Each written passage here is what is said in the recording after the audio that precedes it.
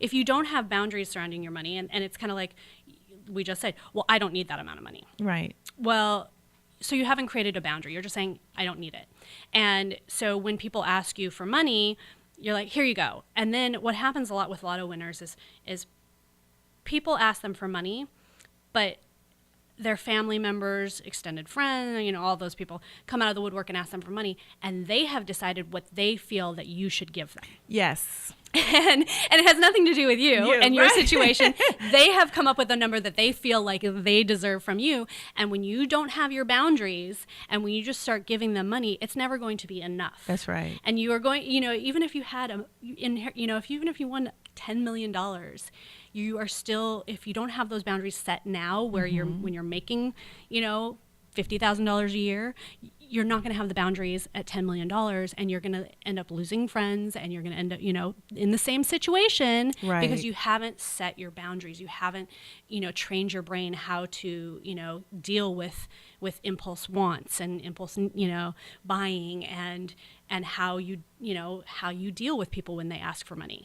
Even today, people who are making $40,000 a year might not have boundaries, and when they're That's right. their uncle comes over and is like, hey, I need $100, you might not have $100 to give them, yes. and you're giving it to them anyway because you don't have boundaries. Because you don't have boundaries. That's exactly right.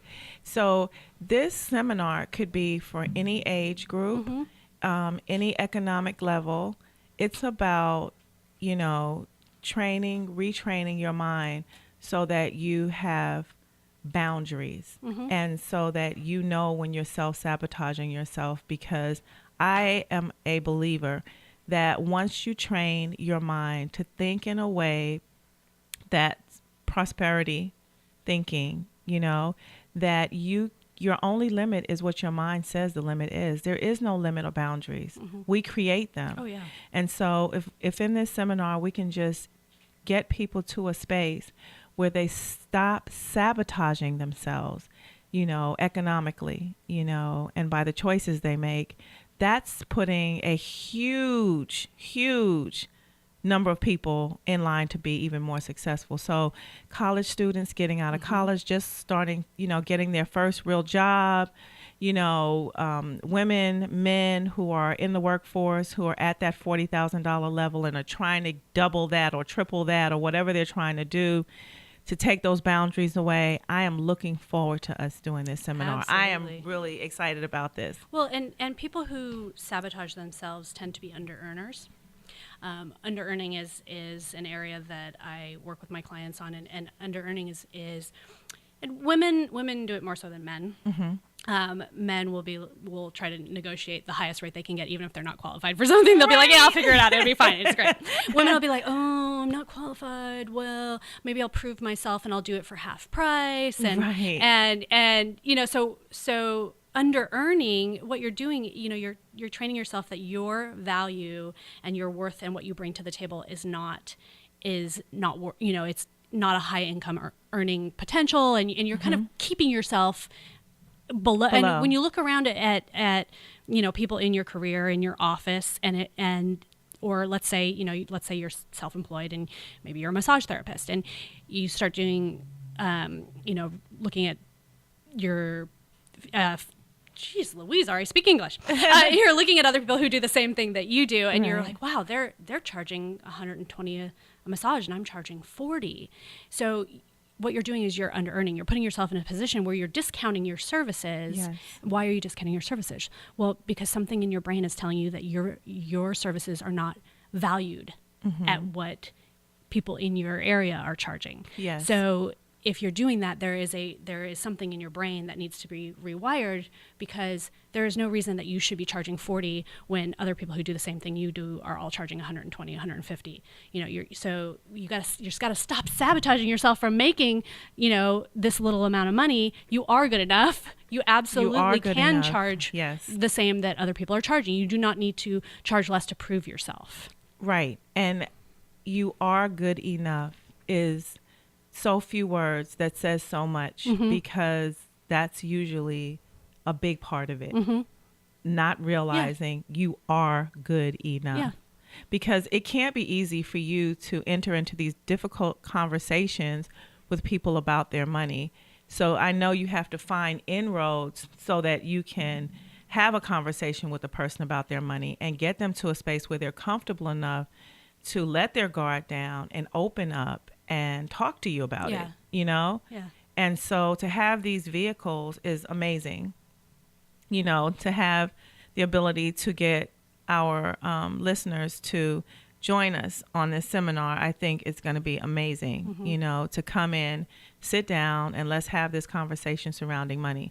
You know, it's funny. I did a seminar, and it was on credit and how to increase your credit score, telling people, you know, about what credit means and, you know, just going through the whole credit thing. And I had people from all walks of life, all economic levels at this class. And, you know, we just started talking. And at first it was uncomfortable, but within 5 minutes, people were sharing, you know, encouraging each other, talking about where their credit score has been, where they'd like to see it go.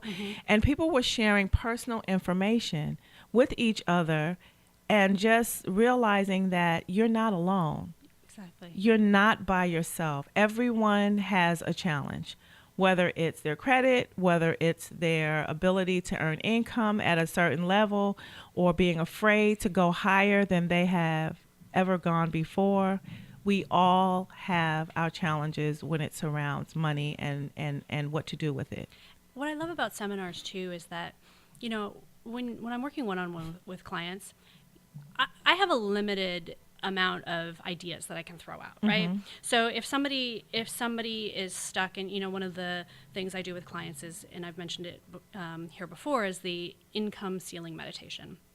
And it's an exercise, and when we do the seminar, it's one of the things that I would love to do is and it's an exercise where you find the cap that you have subconsciously placed on the amount of income you could ever earn. And we all have this cap. And seeing that number in black and white is really eye-opening, because it might be higher than you actually thought, and it might be lower than you would think. A lot of time it's lower. But, you know, when I'm working with a client one-on-one, I'm just one person, and, you know, I'll throw out ideas. Okay, well, how could you get through this? What about this? What about that?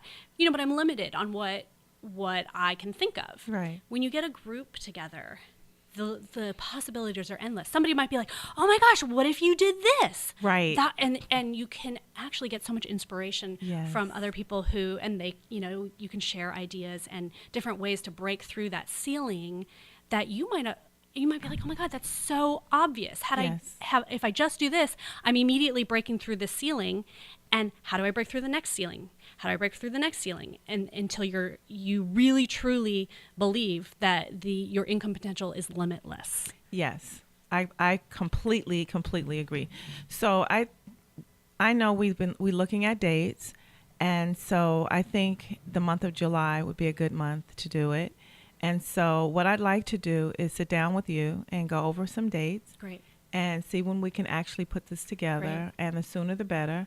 So I think we should do it in July and just get people together, and let's get out of this space. Yeah. Let's get out of this zone. Let's get out of the gray zone. Let's get out of the gray zone. Exactly. And, you know, the lack and not having enough, and stop self-sabotaging in all areas of our lives. Just get out of our own way.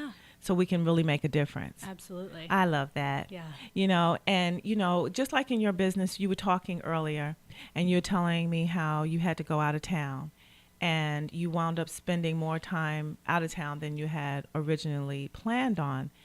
But because you are a student of your own philosophy, it wasn't, you know, it may have been inconvenient, but it didn't throw you, you know, a curveball financially. Yeah. You know, and so tell me a little bit about that before we wrap up. So, and so if anybody wants to, you know more like about, you know, like the lottery blog that I just talked about, and then actually the story that I'm about to tell, I turned into another blog post. Just go to my website. It's themoneystylist.com. Yes. Look under style tips for my blog. But earlier I was mentioning that in the month of February, I had to fly to Hawaii back and forth twice from Los Angeles. And as anybody knows, that it's not exactly the cheapest thing in the world to do. But you know, and there was a moment there. So to put this in context, my brother is a professional big wave surfer. So he surfed some of the biggest waves in the world. And there was a very prestigious surf contest that hadn't happened in, I want to say, 7 years because the waves hadn't been big enough. So obviously, when they called it on in February, I got the call on a Monday and I jumped on a plane on Tuesday morning. And I flew to Hawaii and I got there and the contest was called off because the waves, when they finally came in, they weren't big enough. So here I am in Hawaii, just spent a bunch of money to get to Hawaii. And then the day that they called off the contest, they called on another one in Northern California. So I'm stuck in Hawaii because all the press, all the surfers, all the, everybody's like getting all the tickets. I hadn't booked a round trip. I literally got myself to Hawaii. And so I got stuck there for a few days and then I came home. And then I was home for, I want to say like 8 to 10 days. And I got a call that it was back on again. So my first thought was something that I can't say on the radio. I was like, oh my God, what am I going to do? Right. And my first thought was, you can't do that. You cannot fly to Hawaii. My brain went, wah, wah, wah, started the chatter. You can't do that. That is ridiculous. You can't fly. But instead of making that emotional decision right there to sabotage myself on something that was such an important event in my brother's life, I stopped and I paused and I'll tell my clients a lot of time, just pause. Breathe. Yes. Just stop in your tracks and pause and breathe. And I literally, I was talking about the software that I use with my clients. I use that personally. Mm-hmm. So I said, okay, well, let me think about this for a minute. And I stopped and I got on the computer and I looked at, what I would call my financial plan. And so I do a monthly plan, but I also do a full year. Yes. So I looked at the month of February and the month of February was like, ha ha ha, you want to go to Hawaii again? No way. Right. But I was like, you know what, let me look at the full year, and I had planned on so many, I think this year, I had planned on like $7,000 worth of travel in my overall plan. And I thought to myself, this is a big life event. And I have planned on this travel. And whether I do it in February or I do it in November really doesn't matter. Right. And I am not going to say I can't go to witness this event and miss out on that. But so what I did is I went. Right. And now I know that, towards the end of the year, I'm not going to travel as much towards the end of the year. Right. I have, unless I make some adjustments here and there, but I didn't, my initial thought was there's no way. And and we do that as humans. We default to there's no way. Right. And so I said, what, let me just make sure. Let me look at the black and white. And sometimes the black and white will actually say, go, have a good time, enjoy yourself. And then you're not stressed. You've made a decision based on looking at your overall reality, which is your income for the year, and knowing that, yes, you can afford to do it. So it spans the spectrum. I can't wait to do this seminar, by the way, because it goes in both directions. So, it'll stop you from impulsively spending money you don't have, but it'll also put you in a position to allow you to make some great decisions about some things you can do. And imagine going on a vacation, or in my thing, it was a trip to see my family and to watch my brother surf in this event. Imagine going knowing that it is completely okay and you can have no guilt surrounding it. I mean, that's a different vacation from going and being like, oh, we're putting this on the credit card. Right. And stressing have out you ever about been on it. a vacation where you're like, I know I shouldn't be, I really want to go see or I want to go on this tour, but I really shouldn't, I can't afford it. So you've just gone on this vacation to some place in the world that you've never been before, and you feel like you can't do things. That's not a way. But if you do these, if you do these plans and stuff, you actually sometimes get permission to do things and to enjoy them completely, and it fills you up and it makes you happy. And so if you get rid of the impulse, then you have, and like for me, that trip was a low spot. Like it was a spot that filled me up. It made me happy. It soothes the soul. And it's a trip I'll never forget. And I will always be so happy that I went. But I remind you, my first thought was there is absolutely no way I can get back on a plane 10 days later. Right. But from, like I said, you being a student of your own, you have overcome those things. So It's so wonderful to have you on the show again. You have to promise to come back on. Absolutely. You know, I'm glad we did this. This is Ari Gold. She's the Money Stylist. Look her up. Look for her website. Go on, get all of the free information she's given. We're going to have this seminar in July. We're planning it now. So look forward to that. And Ari Gold, it's so wonderful to have you on again. And I look forward to doing this seminar with you. And we're going to learn about our hot spots, our low spots, how to satisfy the low spots, how to get rid of those hot spots, and definitely how to save our money.